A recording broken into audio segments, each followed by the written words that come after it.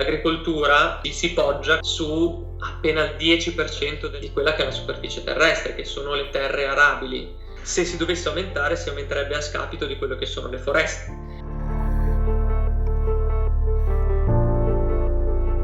Noi sfruttiamo tecnologie che sono state scoperte da altri, come l'aeroponia e l'idroponia, per far sì che la terra non sia necessaria per le nostre piantine.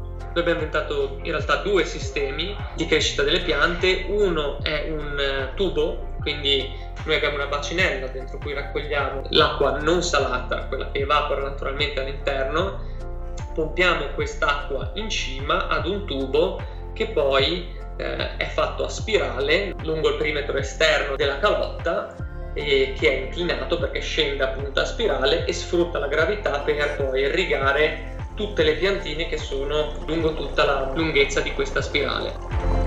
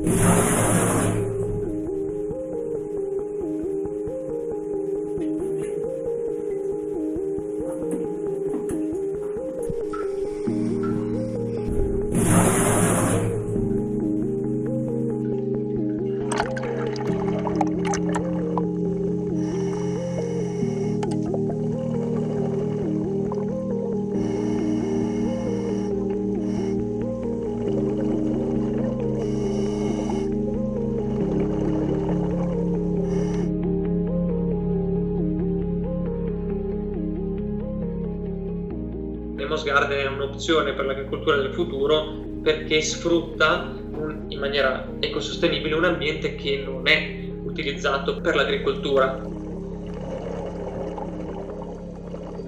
Un beneficio dell'orto di Nemo di essere sott'acqua, quindi essere anche lontano da ciò che può essere un contaminante dell'ambiente.